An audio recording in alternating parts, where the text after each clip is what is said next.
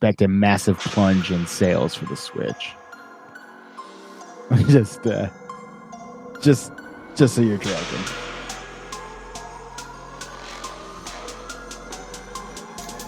All right, welcome back to Bag Society. I'm your co-host Jordan.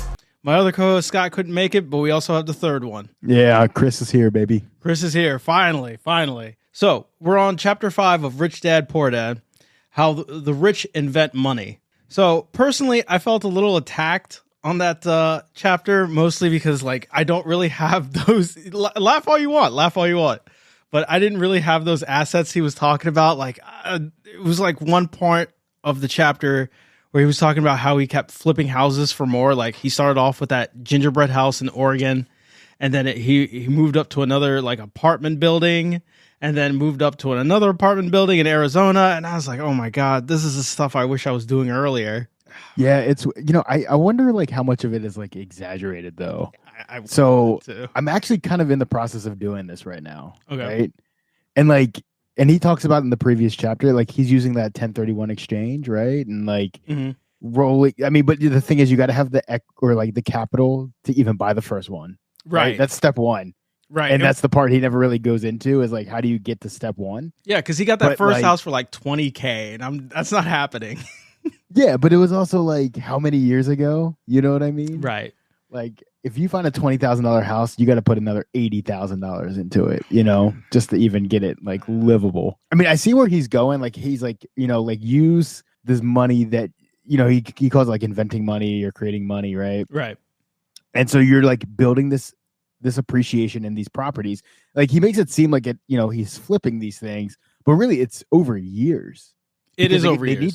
They need to appreciate in order to sell for more money to have a bigger down payment for the next building. Right. But it's crazy because he got like the $20,000 house, but at the end of the story, he ended up getting like $1.5 million from these Germans for their factory in Portland. But I realized that that's not happening nowadays. The market has skyrocketed, and every time he mentioned he bought something, the market was depressed. Like it was depressed in Phoenix when he bought it. It was depressed in Oregon when he bought it. Obviously, I'm not chasing depression. I don't know where it's happening right now. Yeah, and it's like, how do you even? I'm like curious how like back then he was even like identifying these markets in the first place, right? You're right. Like, it's just wild to me. Because, like, I mean, I'm on the internet all the time looking at this shit. And I think if I had to put my money on, like, a depressed area, quote unquote, it would be Ohio. What makes you say Ohio? Dayton, Ohio. So, like, I browse a few of these websites.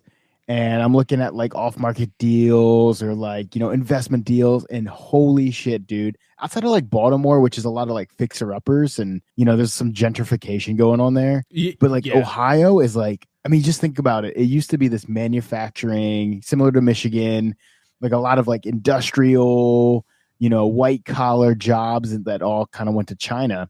And so it's kind of depressed, especially in, like, places like Dayton, outskirts of Cleveland. And there's a couple other places, but like you see these, I mean, there's so much.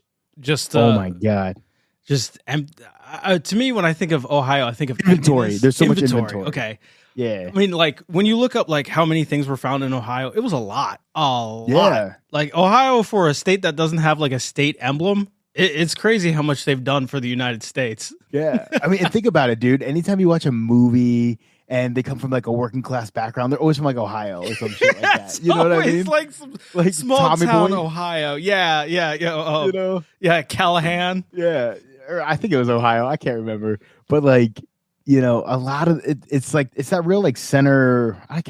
What do they call it? Is it the Rust Belt now? Is it part of that? I would say Ohio is part of the Rust Belt. Yeah. Yeah. This is kind of old and decrepit and falling apart. I mean, there's some cool parts of Ohio and it's pretty strategically located with like the rivers and everything. But, I mean, there's a ton of like inventory out there, man. It's wild. And there's still some like good schools and stuff in Ohio. I imagine, I mean, like, it's not like Ohio's a bad state. It's not like you're going to get like, like robbed, like like in Baltimore or something. I mean, Ohio is just that state that's so forgettable, but at the same time, like a lot of people still live there, There's a lot still happening. But every time you meet somebody from Ohio, they're trying to get out of Ohio, though. Because Nothing goes on in There's Ohio. nothing happening, dude. I know Like a you lot got of the Bengals Ohioans. and the Browns. Oh my god. Let's not talk about their sports. Yeah. As a But Marylander, it's wild, dude. It's wild. it's wild, But but like, I yeah, can see it. but like, so if I had a bunch of money and I'm like looking for a depressed area, I think that's a spot I would look in. That or like, I feel like Kansas. There's these other places, but like to me, I would love to focus around like military bases. Military bases like what, like Sova or like Atlanta? No, there's no real military base in Atlanta. I thought like Georgia had a lot of like naval bases. So you have Savannah. Okay. There's a couple bases in Savannah. There's Fort Benning, which is like in Columbus, Georgia, which is just like a shithole. It's like right on the border of Alabama. I mean, But like it's you had me at the border of Alabama. Yeah, like that's what I'm saying, dude. And like I know people who are like stationed there, and they live on the Alabama side because like it's cheaper, Oh yeah, I'm sure. and they get like bigger housing and all that kind of stuff. But it's like those places, or like you got Fort Rucker, which is in the heart of Alabama, and then you have like, I mean, there's like Fort Polk, which is in Louisiana. Which I mean, I swear to God, that's a place you go to die. Like it's that bad. like I think the nearest town is like 40 minutes away. Oh, fuck that. Yeah, like you can't like buy real estate, but there's like certain places where you can like there's another place. I think it's in Huntsville. Is it Huntsville? Is that a place in Alabama? Huntsville, Alabama. Yeah. Huntsville. They're building like Space Force like stuff there. Oh, really? Like there's a lot of like, and you have like there's another. It's kind of becoming like a little tech city. Like actually, like just in general. Really? I mean, I've heard like the Delta and Mississippi is like having a little bit of a tech boom. I haven't heard if Alabama was, but they are neighbors, so maybe. I mean, like, and if you think about it, it makes sense, right? Because like it's cheap, energy's cheap. Mm-hmm. These places can go. I was really surprised how big of a like tech presence there was in Utah, dude. Yeah, there's actually a big one. It's not only Utah, but like the one who's also experiencing a tech boom is North Carolina. Yeah, like and they got Charlotte Fort Bragg, right? Man, Fort Bragg. Good Lord. Oh my God. They don't call it Vietnam for nothing, bro. Like Fayetteville is kind of shitty. It's kind of shitty. All I know is just like having lived in like West Virginia, if you were part of the military, you were attached to Fort Bragg. That was the place to go. And they call it Vietnam for a reason. And it's not Fort Bragg anymore. It's Fort Liberty. Oh, Fort Liberty. Oh man, that makes me feel very patriotic just to hear. It's ridiculous. I was doing some research, and apparently, what city is recovering and actually starting to gentrify? Detroit. Yeah, I heard about that. It's recovering because they were selling houses for like $1. Yeah, so a lot of people moved in. There's places opening. It's not as dangerous as it used to be.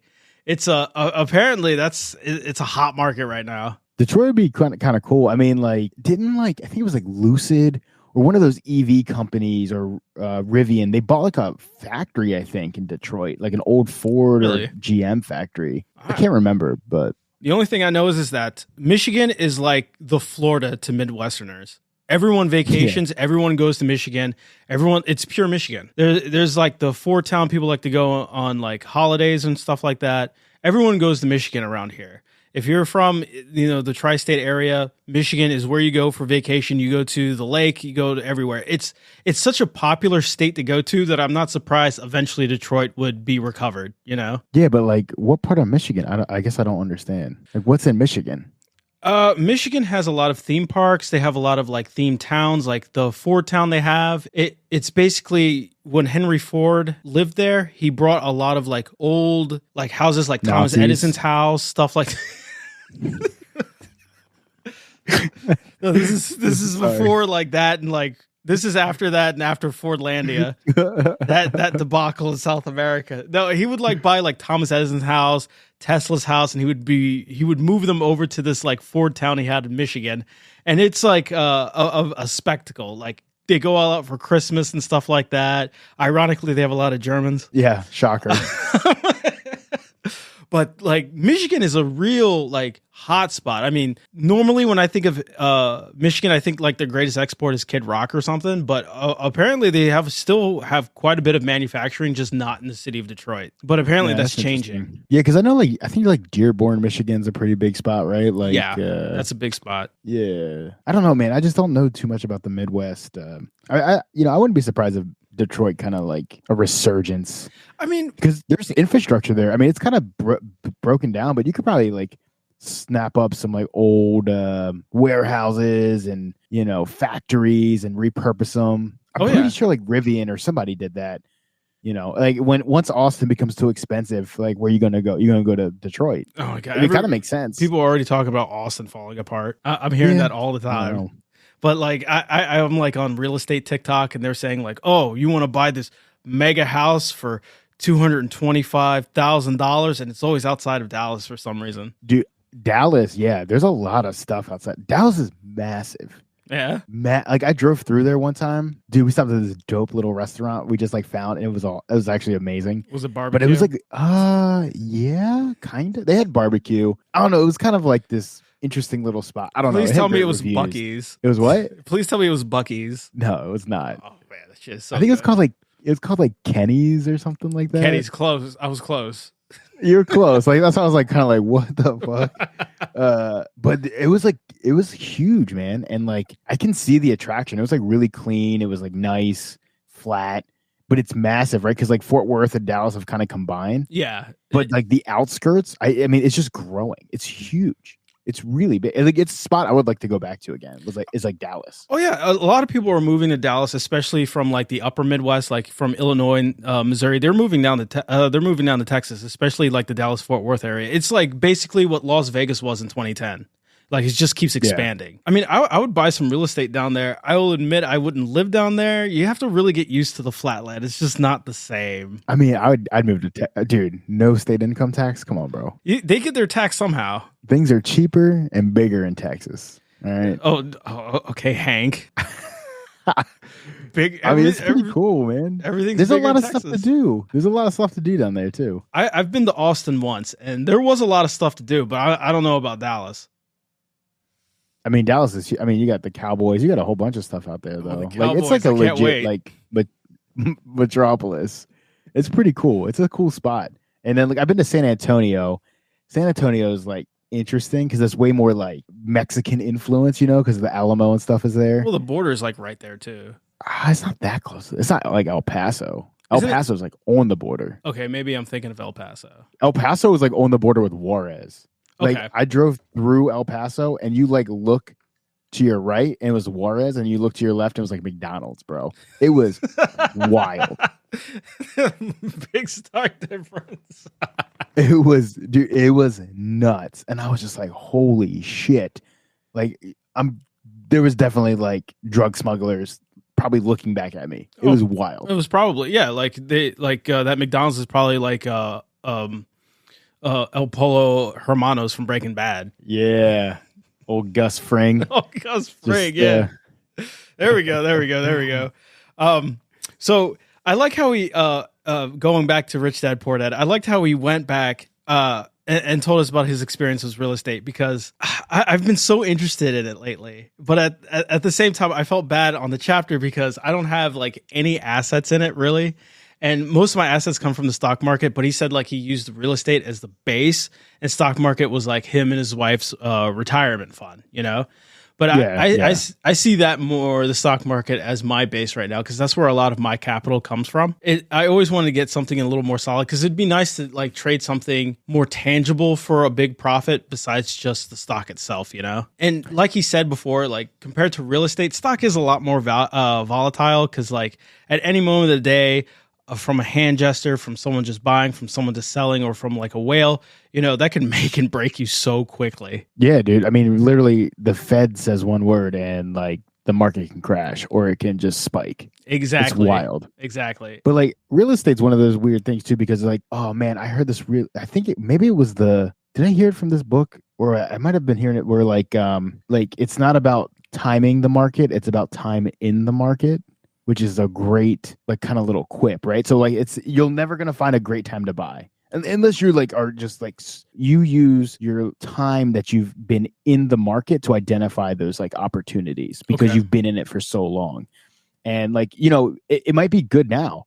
And yeah, it might not be good in 2 years, but it might be good in 4 years. So just like it's a very long burn, right? Right. Because it's a long-term investment, right? It is. And like, the numbers usually work. Like everybody's like, oh man,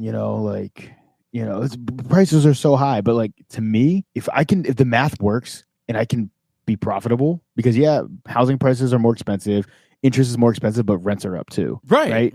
And rents follow the market trends, but they're usually slower and a little behind. So if the way I look at it is like, okay, so I bought this price, whatever it is, what it is, and my rents are paying my equity, they're building my equity. And in like 3 or 4 years, like rates drop, let's say prices kind of drop a little bit, at least I can refinance and that's true. Kind of come down to a lower payment. And rents are going to probably start to drop after that point. Right. So now I've already kind of beat that, I'm kind of like hedged myself a little bit there. Again, it's not about timing the market. It's about time in the market to kind of make your money. I can totally understand that.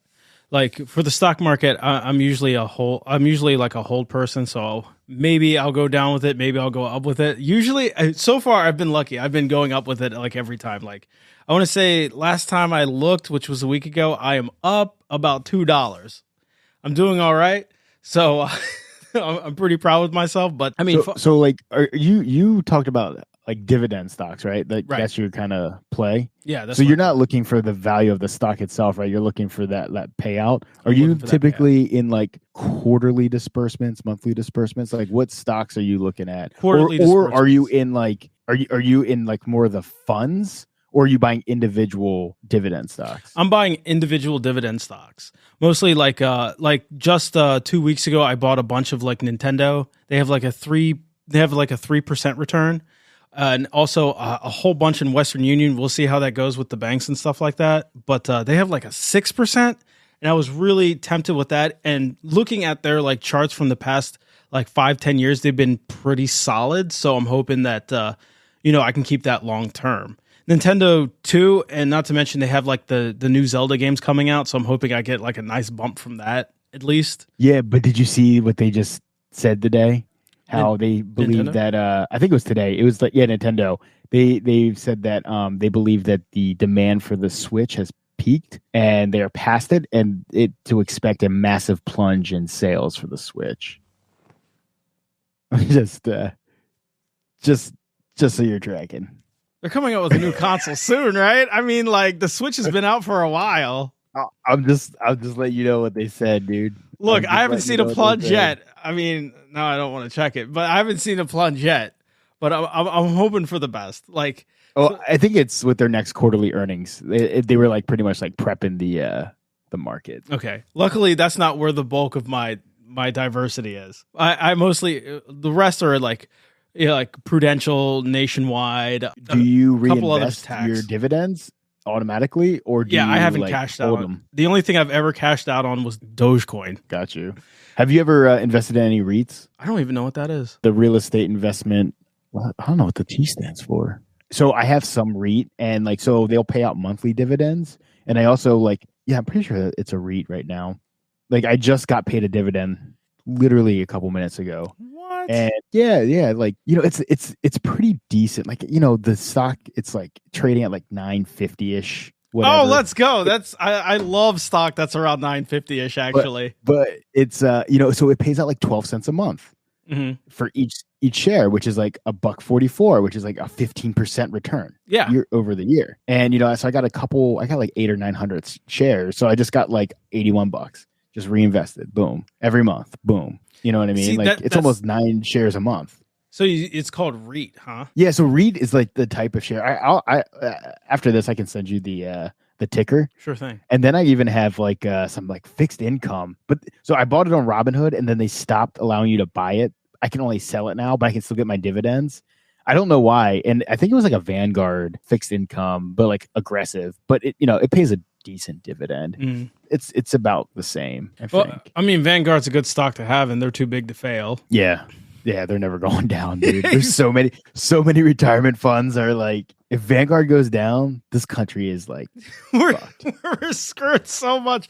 I mean, even with like retirement, like pension funds are they're already at the point where they're like squeezing like American cities right now. Like here in Chicago, they're gonna cost us like what, $500 million a year. Yeah, I mean the pensions, like, I feel like years ago it made sense because there was no other like social safety nets, right? And yeah, but now there was no 401k. Well, now they created 401ks and IRAs, and it was to like kind of like put the burden back on the worker, though. Mm-hmm. You know what I mean? Because you got to invest in it, right? It's not like a guarantee, and then it's like tied to the stock market, right? Or whoever is investing it, right? But you can do self-managed IRAs or 401ks. Are those the ones that you just like you choose the volatility? So like some people, like you can choose. No. I'm not saying like you're on the computer clicking like I want to be aggressive.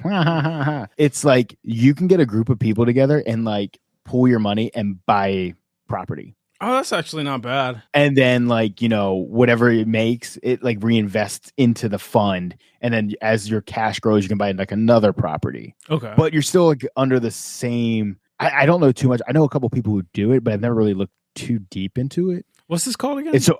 I think it's a self-managed IRA or 401k. I'm not exactly sure which one it falls under. Okay. I mean, I think it's IRA, individual retirement account. So that's interesting, actually. Because I have traditional IRAs right now, and they're like mid-level risk. They're not. I didn't choose like high or low or anything like that. It's like middle level.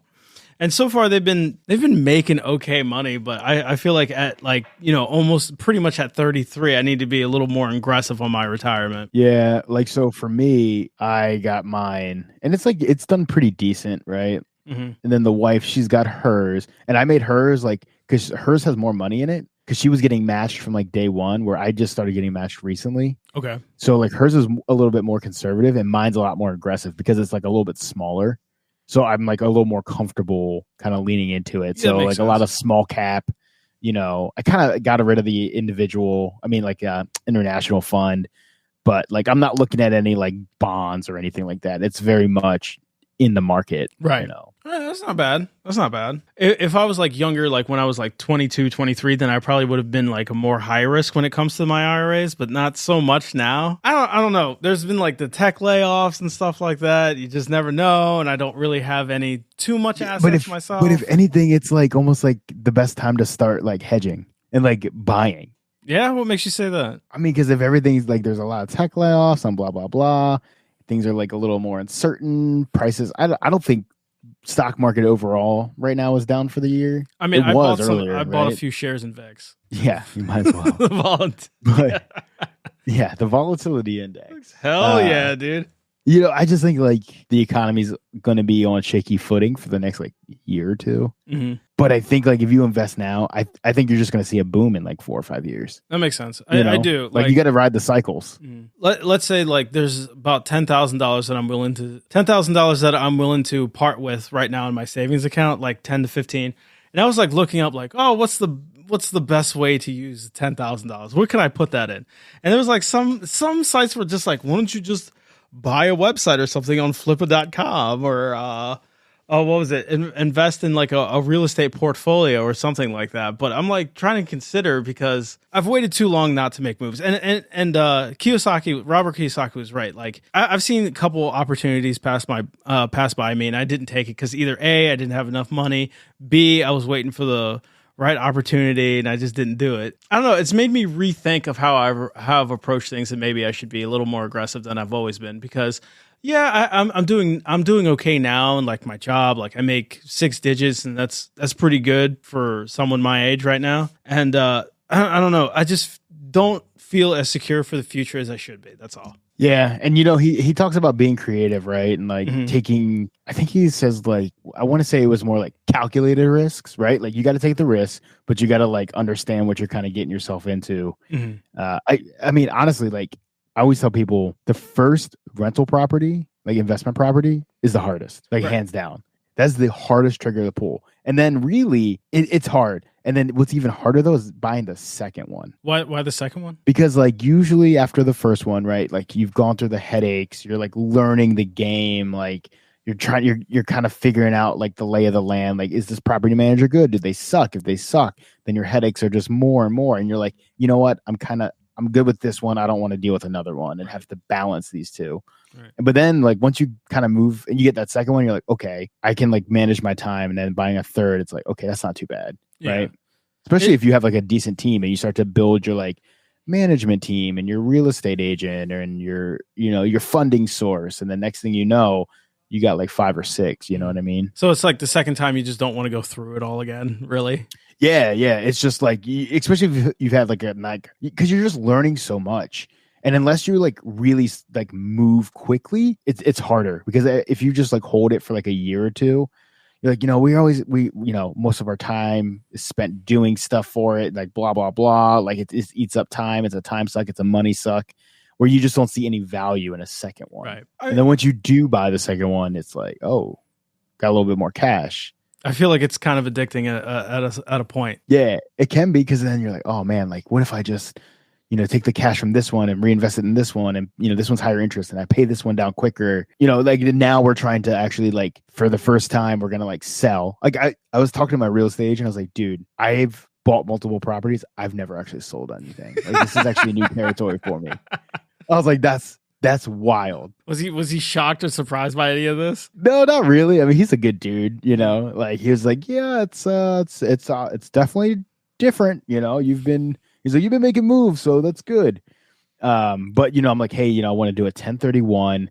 Like, I want to buy a bigger property. Like, let's do it. Mm-hmm. Like now's the time. And like, literally, it's posted on Zillow right now. It's coming soon. It goes on the market tomorrow. There you go. And because I already claimed it on Zillow before, because I use Zillow for rentals, right? I can already see it's already got 100 views. God, I'm not surprised by that. It's only been on Zillow for like 24 hours as being like coming soon. So as soon as it actually shows, you plan to get quite a bit of offers, right? I don't know, man. I'm like so. Are you nervous? Nervous. I'm pretty nervous.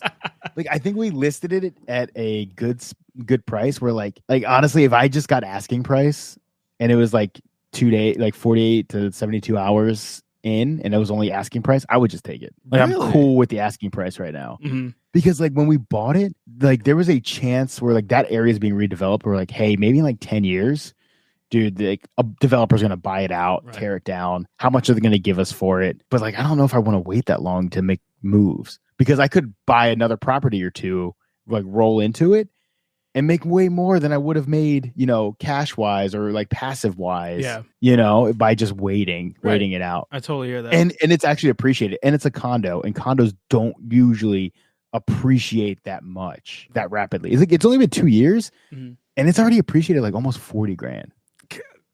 That doesn't surprise me that much though, especially how the market's been going with houses. I know, but like that's what I'm saying. Like I'm like, man, because typically condos do not follow the same path as like single family, mm-hmm, homes or townhomes. Like they're usually very stable. They attract a certain clientele, right?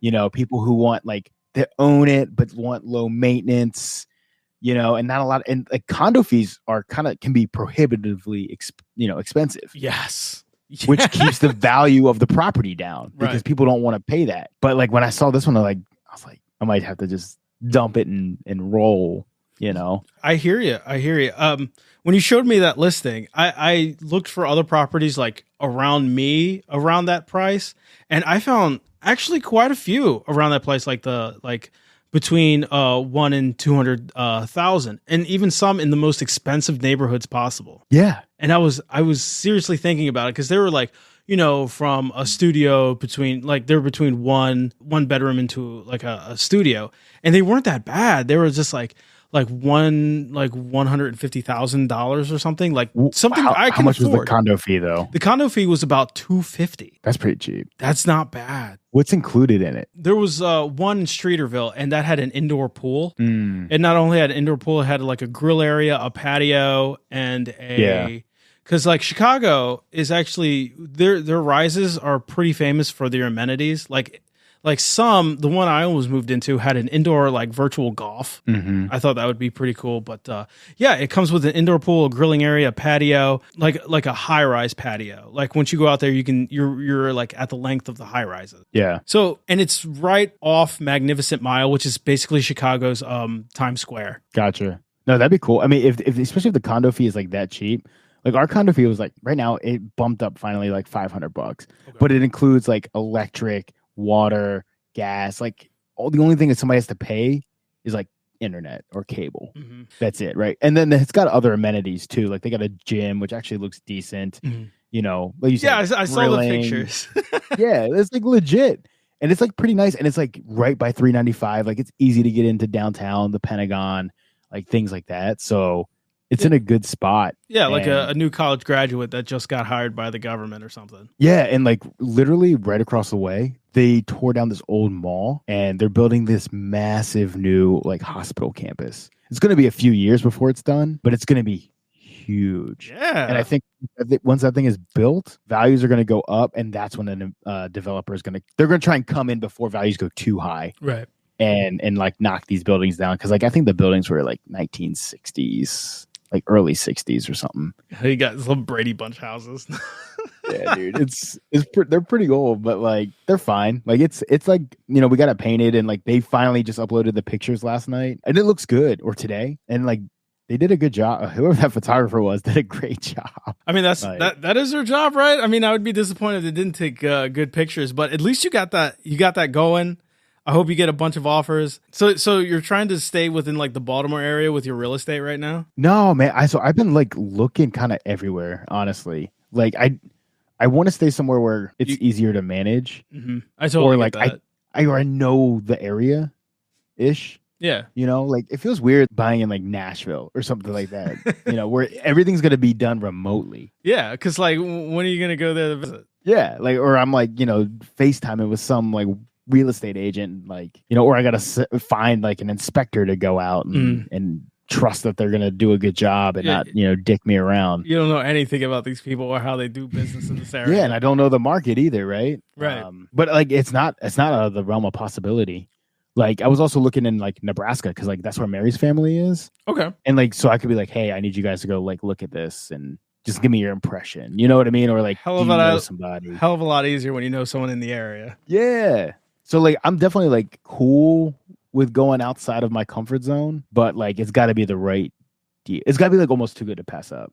Right. Too good to pass up, and perhaps someone you might know in just the perimeter, you know? Yeah. Or it's within like a 5 or 6 hour drive. Right. Where I can do it in a day. Look, that's one of the reasons why I haven't looked for like, let's say real estate, because I am looking for real estate lately. I am looking for it, but I haven't looked for anything outside of Illinois because I would like to at least see something that I can get to pretty easily, you know? I don't want like my first property to be too far away. You get it? No, I get that. You know, our first property is still like 10 minutes from where we live. Yeah, there you go.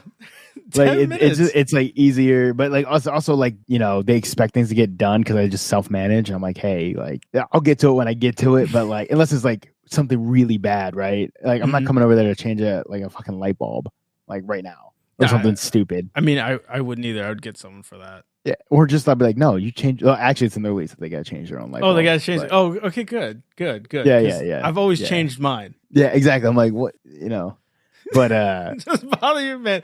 One of the lights in the bathroom went out. I don't know what to do, landlord. Please help me out. Dumb. Well, sometimes it's dumb shit, dude. Because they're like, oh, sounds like you're. That's like, nah, dude. Like you can change a light bulb. I've never lived anywhere where the light went out. I was like, pff, hopefully maintenance comes by later.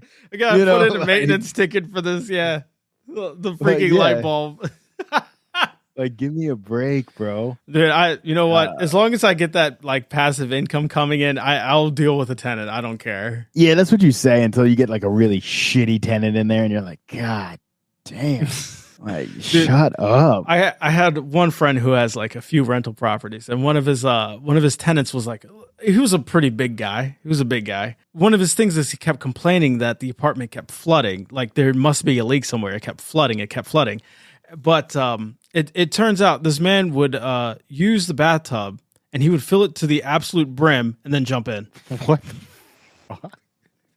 And then Jump then in? wonder where the fuck it, like, not like jump in, but like just get in as the bath is completely full, and then wonder where all this water is coming from. What the hell? Dude, people are ridiculous, bro. I know.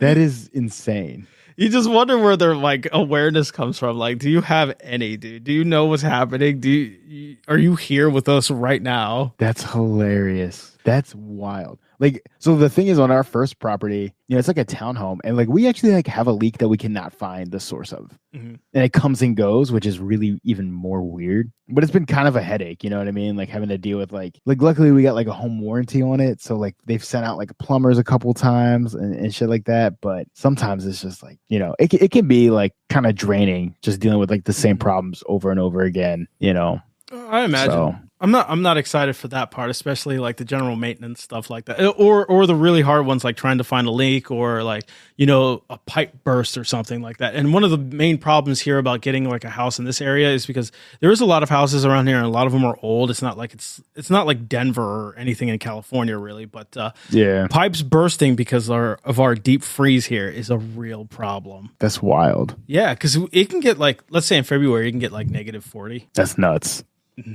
Colder than Alaska half the time. I would never. Yeah, I don't know, man. But so, and that's the other thing too. It's like my next properties, man. Like I want to have like minimum emotional investment. What do you mean by that? So like our property up in Baltimore, dude. Outside of like a little bit of work that I did to it when I first got it, I've not been. I handed it over to the property management company. I've never been back.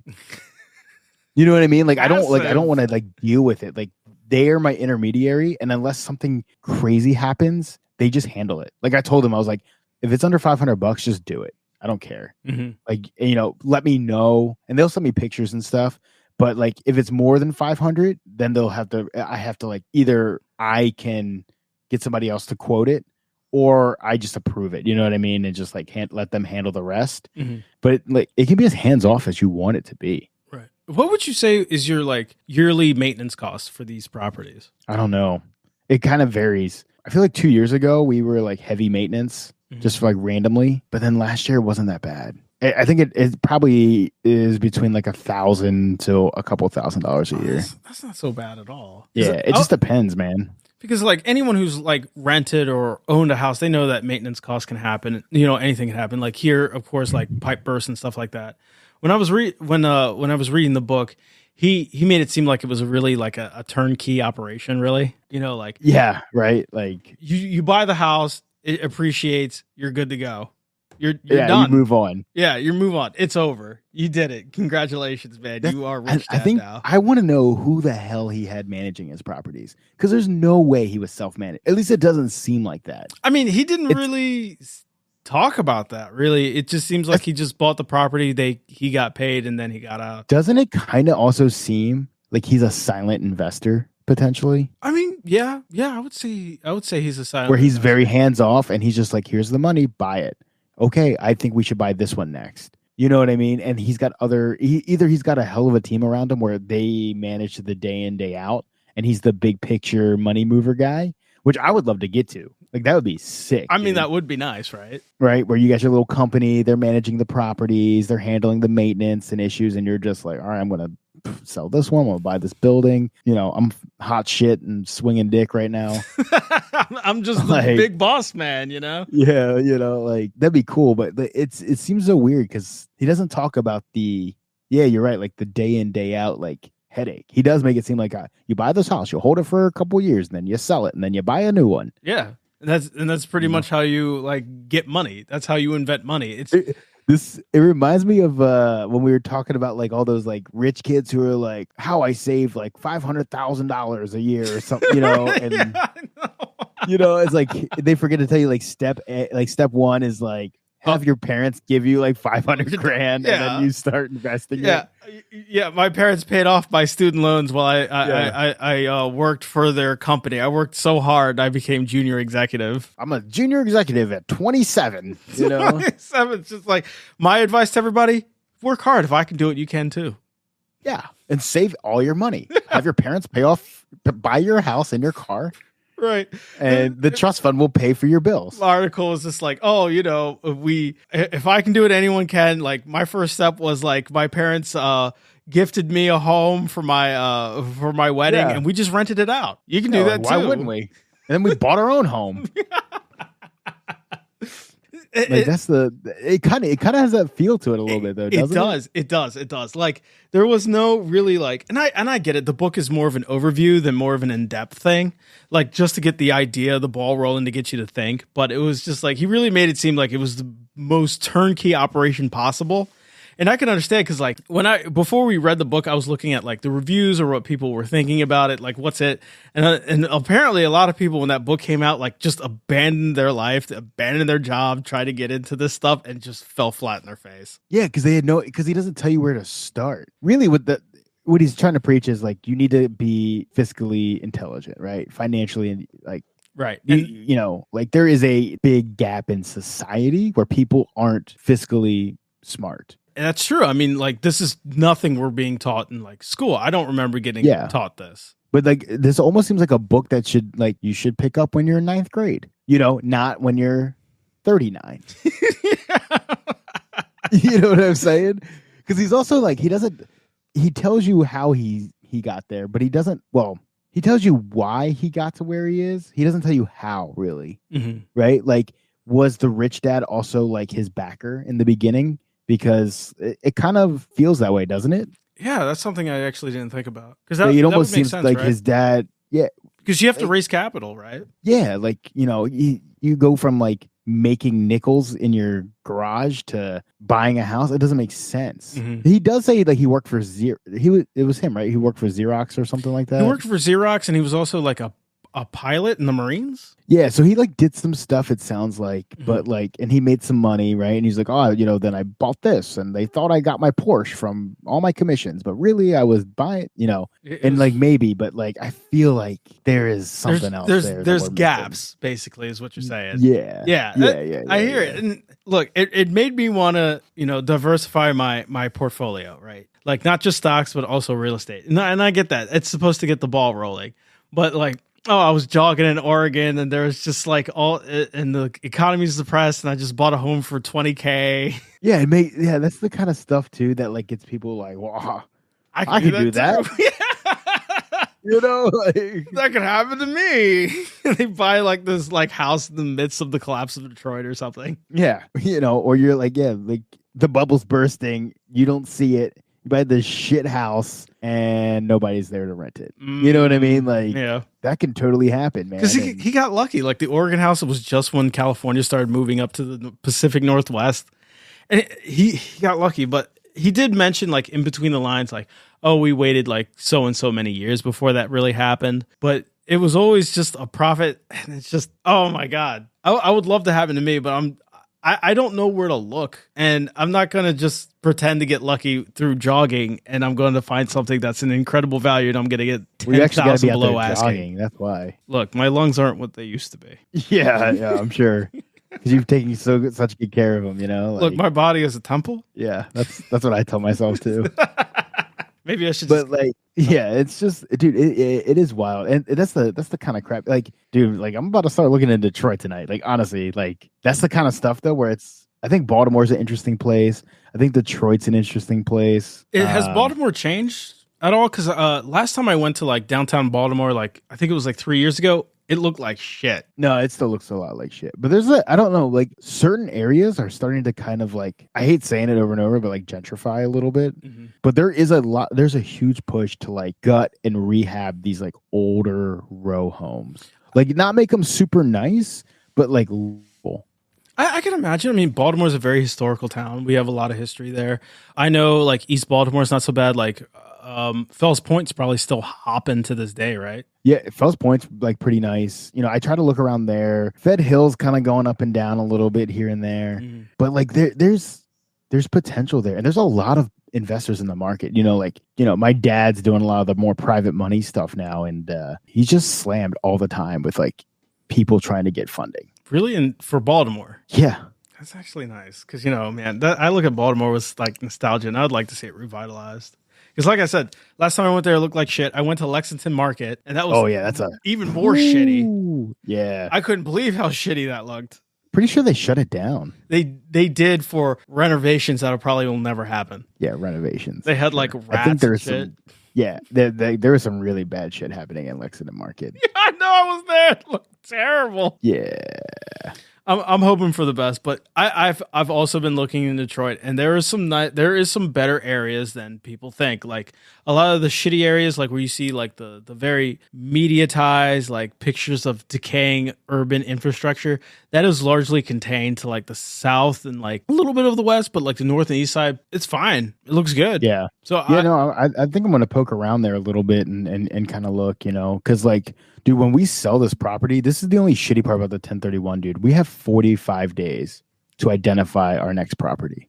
Really? That's how it works? Yeah, for the 1030. So what happens in the 1031 exchange? I did a lot of freaking research on this thing. And luckily I know somebody who just did one. Mm-hmm. Literally, you can never touch the money from the That proceeds from your sale, right? They got to be held in escrow. And then the escrow attorney, so once you sell and these funds go into escrow, that day you have 45 days to identify a property and then 180 days from that day to close. Okay. And it's really up to the attorney or the escrow manager, or I think they're called like the qualified funds intermediary or something like that. I can't remember. It's up to them to say, yes, they actually identified the property within the time frame. Okay. And they closed.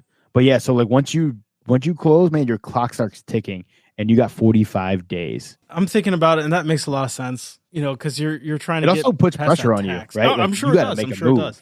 Like, it's probably nice. good to identify that property before you close. Yeah, so that's like my goal. And then so this is the one thing I don't know. And I think if we accept an offer and we start going to closing on the other property, like I want to talk to the attorney and be like, hey, if I have a contract in place before this closes, does that count? That's a good or question. do I have to wait for this to close and then submit and then sign a contract that day? Yeah, you can't have it right? before the close. Like I need, that's something I need to figure out because like that's, that's a make and break right there. Yeah, because like then it's like, well, then what's the point in jumping on something? Right. Like, hey, I want this, but I'm not going to sign a contract until this day. You know what I mean? Like, especially when I can get started and get the closing going. So then, like, then we can move into that property sooner. Like get that thing up and running. Right, and just get it get it going as soon as possible because you want to make that money as soon as possible.